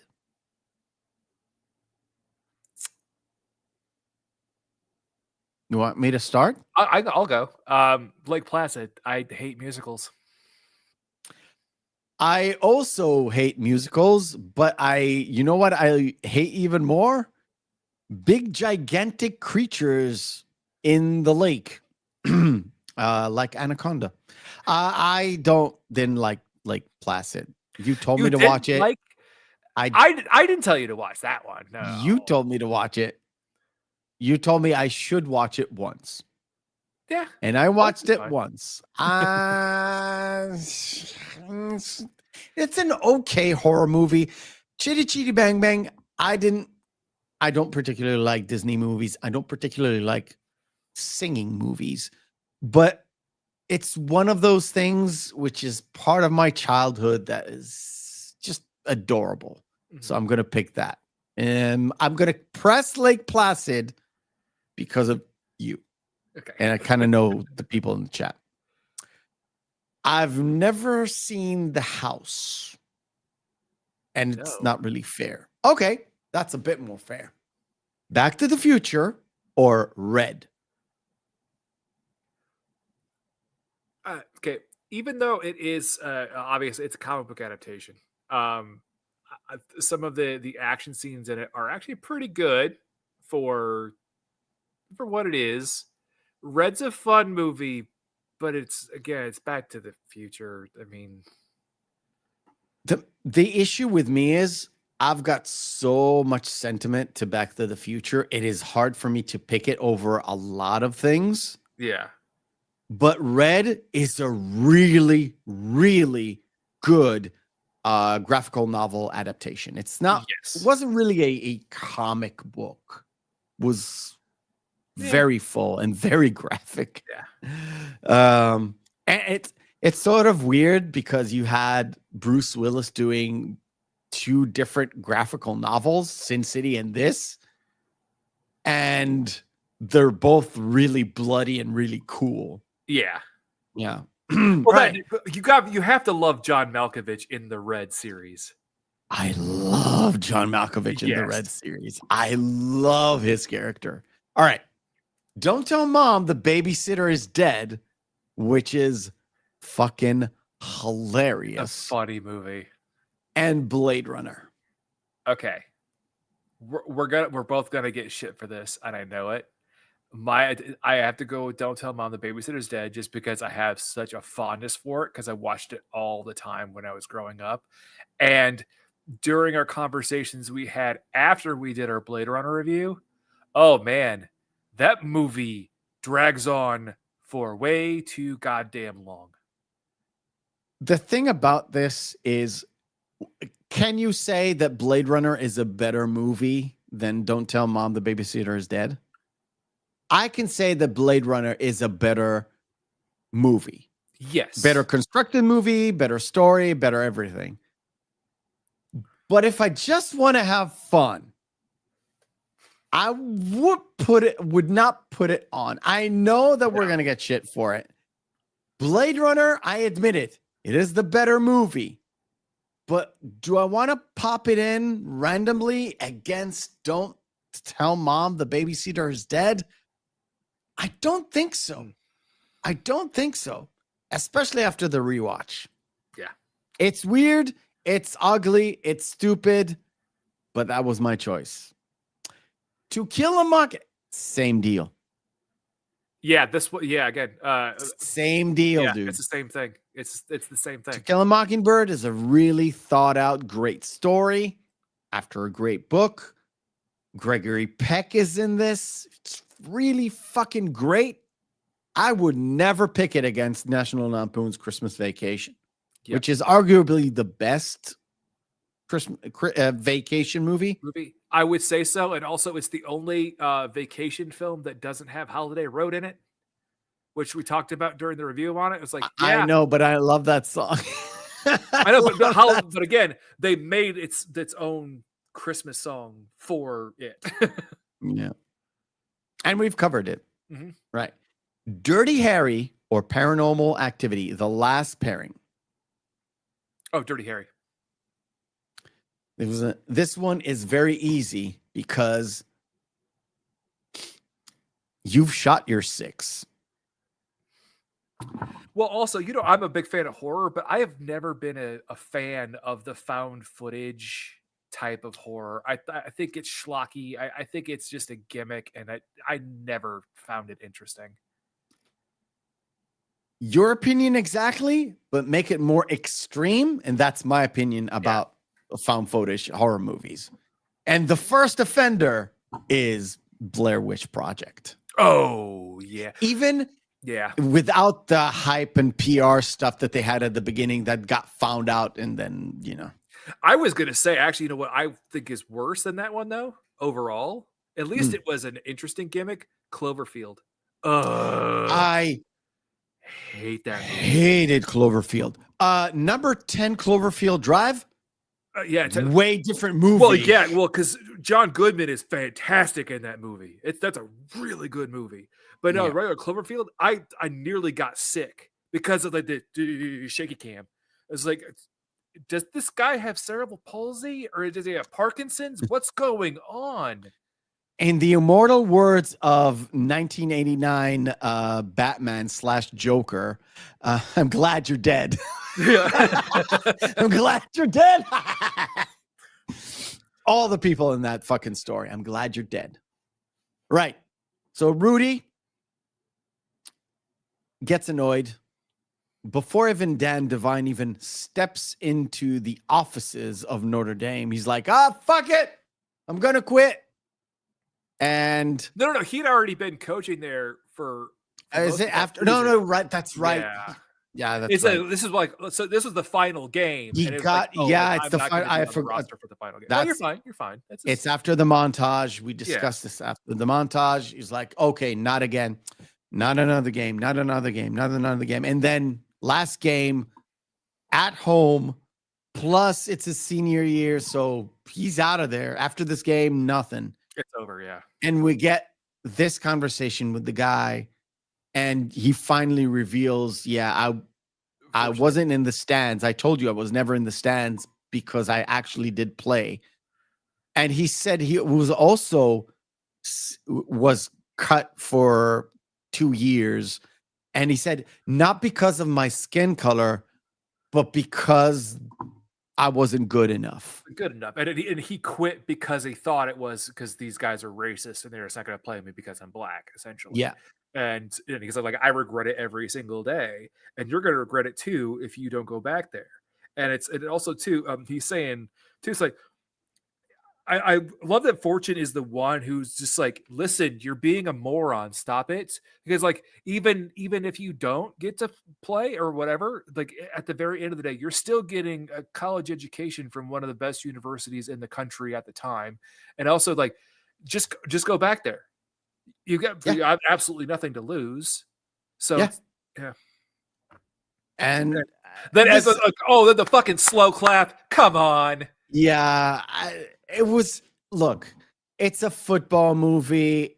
You have to have this scene because it does something to you, even though you've seen it a mile away and it's such a cliche. Some things are a cliche for a reason. And I think we mentioned it on every single football movie that we covered. There are certain cliches where it needs to play on your heartstrings because it is so obvious, it is so predictable, yet you fall into that trap again and again and again and again.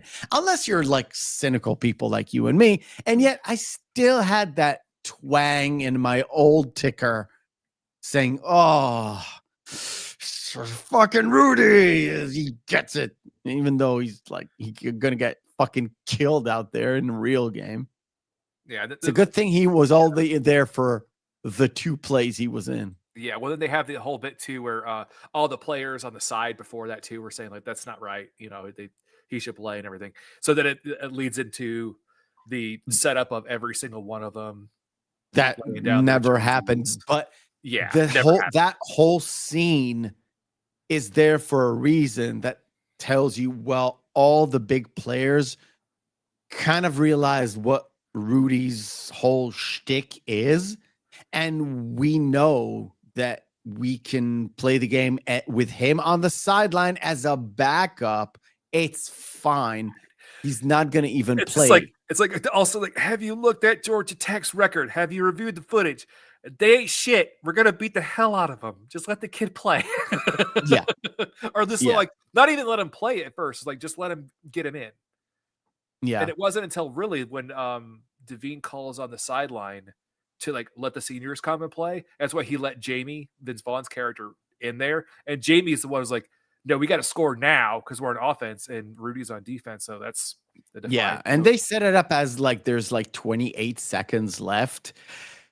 In real, they had about 2 minutes left on the clock, and they were in offense, and essentially they sort of played for the clock to end the game. They didn't really intend on actually being on defense. There was no interception, no nothing. There was no pass to Jamie, nothing like that. One of the players managed to actually do another touchdown that they didn't really expect. They were just running the clock at this point. Yeah. They were winning the game regardless. They were just running the clock, but then he just got through. So why not score another touchdown? And then they were on defense. So they put Rudy in because why not? Yeah. And again, there was no chant. There was no nothing. And this is the point where Rudy's like, Dad. Oh, he says to Frank. It's like, Frank, you have to tell Dad to come in because he couldn't get his dad. I mean, he says, I want you there too. Because he was like, because I want to rub your fucking face in it. See, I was there all along and you just didn't believe me. Yeah. So, of course, we had the speech. Again, not amazing speech. And again, we have the mandatory priest praying before the thing. It's not like in Any Given Sunday where the priest like, and then let's kick their asses. Yeah. Sort of at the end of it. It's sort of your typical Hail Mary. We're all good. Let's pray for God, blah, blah, blah. Yeah. And then they also that didn't happen either, where the guy turned to him and be like, no, you're going to lead us out there. Yeah. No. There's a lot of discrepancies. Now, one thing is they put it there on purpose. Now, I'm so happy I got this. What is glaringly obvious in this picture? Tell me what's glaringly obvious. Well, the one thing is that Rudy didn't have his name in the back of his jersey. Yes. Yeah. And that is actually in the real thing. Yeah. Yeah, he didn't have his name because nobody ever needed him for any game. And he wasn't even supposed to play in this game, too. No, he was supposed to be in the game. He was supposed to dress for the game, not actually have a play. Yeah. So they end up having to play most of the game. They're beating Georgia Tech. There's a lot of Rudy chants. And then, of course, Vince Vaughn comes into the play and says, well, fuck the coach. Let's just run like a super zigzaggy slant play, just like in Any Given Sunday. We're like, fuck this coach. We're going to play our own game. Yeah. And they actually do score to get the defensive team on the field in order for Rudy to play his last game. And of course, the chants are already happening throughout the game, both the players and the stands. The announcer called out at least that there is a reason why the students would actually give a shit, because there's actually a story that's written about him in the Chronicle that's for the students that was going to be out the next day. So like people knew about him on campus. It wasn't just like all the players would know about him, so they would be chanting for him. That would make sense. But an average student, they wouldn't know who the kid was on the practice squad who never played a game. They wouldn't know who the hell he was. Yeah. Yeah. And when he stepped onto the field, there's a roar in the crowd. And yeah, there shouldn't be any. No. And there wasn't, like in real life, there wasn't, but No. there shouldn't be any. It's not like it's supposed to, but it's sort of it. There's a moment in crowds where there's a spark happening and people start chanting something, and then the crowd chants something where you don't know why you're doing it, but you know everybody does, so you do it too. It's crowd psychology. It's mob mentality. It's what it is. It's mob mentality. It is just, we know all about it. We've been there 5 years ago. Mob mentality is a thing. Yeah. Okay. There's a thing that happened between 1933 and 1939. And then stuff happened after 1939, between 1939 and 1945. Not personal. I mean, global, right? All mob mentality. And it's not even funny. It's real serious things. So they don't have to know Rudy to chant Rudy. It's just that it's a little bit too convenient.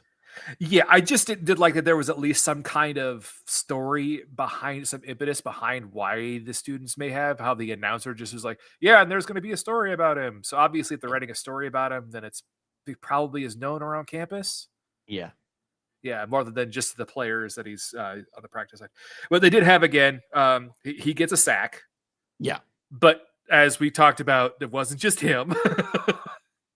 Yeah, like in real life, it wasn't just him, but in this, you're gonna have to have it just him because it kind of fits with the fact that he's such a small guy. He would actually slip through the defense and get the sack. I'm laughing so hard because if you look at just the force perspective of it too, it looks like a shot from Lord of the Rings. Because look at the O-line guy and look at Rudy. He looks like a hobbit. He does look like a hobbit. He even looks like a hobbit compared to the other Notre Dame guy in this shot. Yeah, and he's supposedly further back from the line of scrimmage, which, boggles the mind, yet it does not boggle the mind at all. So, of course, he doesn't win the game for them because they've already won the game. Yeah. But they do carry him. It's just so crazy where within the context of the movie, as a movie, without knowing everything else, not even knowing it's a true story, it really fits with all the players were like, they were playing with him for such a long time. They know him. They know his heart and how much he puts into it. And they know he's not a great ball player, but he's so tenacious and such a bulldog, right? Then they just want him to succeed. And the fact that he made it into the team, like on the field, playing at least one play, regardless of the sack or not, because essentially the sack wasn't really essential to winning the game. No, the game was already over. They still put him up there as if he like won the game for them. They give him that grace and that honor. Like, yes, you took even us though off. it was just a gag in the end. and no, I mean in the context of the game itself, the only issue I had is the fact that Rudy is on people's shoulders in the poster for the movie. Yeah, that kind of blew that. Kind of makes the predictable part like very predictable. Like, so he's never going to play, right? The poster tells me otherwise that I saw coming in to see this damn movie. And the other thing too I found really funny is that when it says for his kids and his younger brothers, like all of them went to college, doesn't say any of them went to Notre Dame, does it? No, it does not. Now the thing is, when he and this is that point. This is a good, wholesome Catholic family. His younger brothers are there when he goes to visit. Yeah. I'm just saying, he had older brothers that are working in the steel mill. He's 22 at the time. When he goes back to Christmas, he's already like 23, 24. Yeah, these kids are, and he has like I would say the 10-year-old brothers. Yeah. Just saying. I'm just saying.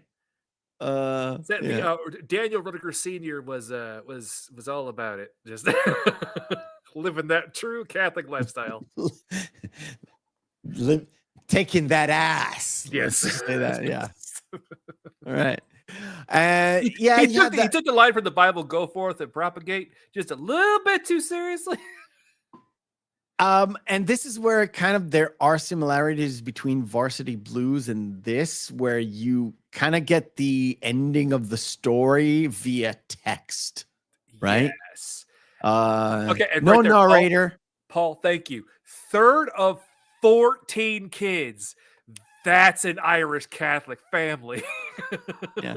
Also a highly Orthodox Jewish family too. That's true too. Yeah. Not nowadays, but back then. Oh fuck yeah. yeah. Oh yeah. Fuck yeah.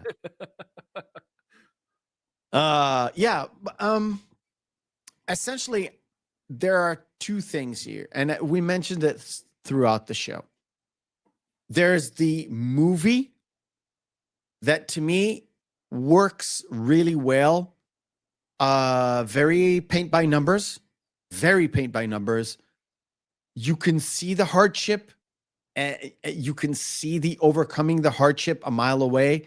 And the two facets of, do you realize how far you've become? One is Father Kavanaugh, one is the groundskeeper. All throughout this process of getting to that crescendo moment.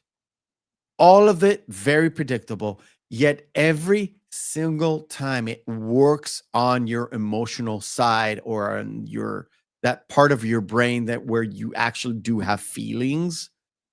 Oh, my feelings. Yes. And it works. Is it a good football movie? Not really. Not really. There's a whole bunch of non-football in this football movie. Yes. But the football part is very essential to the story. Mm-hmm.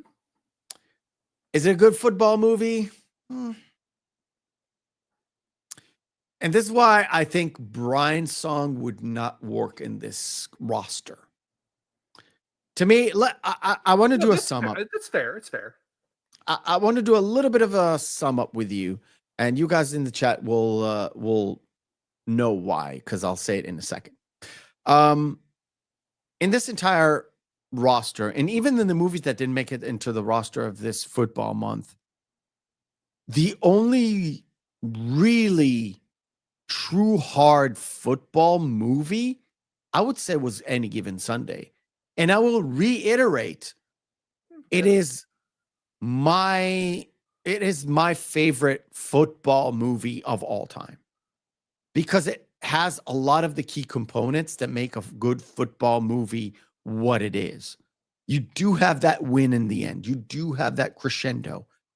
You do have the hardships, but you also have essentially the dark side of the real NFL without the big, oh, this is an NFL movie written on top of it. Yeah. And the other stories, whether it's based in reality, based in true story or not, if it's just a makeshift kind of a hodgepodge of a story like in Varsity Blues, or just a fun 80s football movie in Wildcats, the movie that is the most football of the bunch is really Any Given Sunday, because it's pure football. The other ones are the stories of the people who happen to play football. That's fair. Yeah. Yeah. And why I'm doing a little bit of a summarization, because, oh, by the way, before I do, you got any more input on Rudy or on this entire month? Well, for Rudy, I'm glad that we got to cover it and kind of go, hey, you know what? Sometimes based on a true story is really that's a loose interpretation on based. It's a And nice true. framework. Yeah. Yeah. Yeah.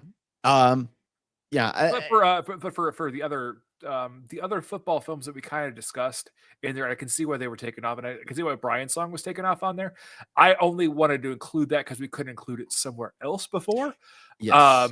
Well, we'll get to it at some point. We'll get to it. We'll get to it. But yeah, I know there's another week for November, but because All My Feelings usually takes this time to celebrate Thanksgiving with his family. Yeah. He won't be here next week. However, next week, Nick Rekieta is coming back. I essentially reminded him today, and he said thank you. He will be here unless there's something happening.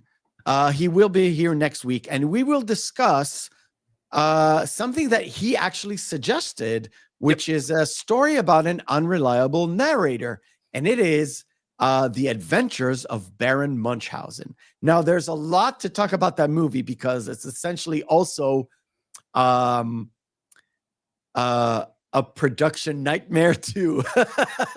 Yes. Essentially, production nightmare story, which we wanted to include in the other month that we did at the start of the year. Mm-hmm. So it's gonna again synergize together.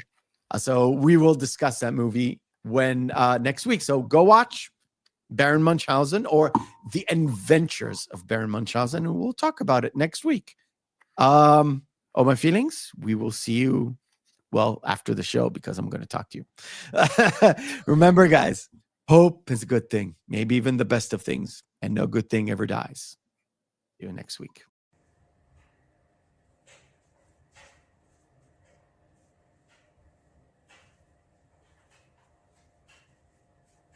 You're still here? It's over. Go home. Go.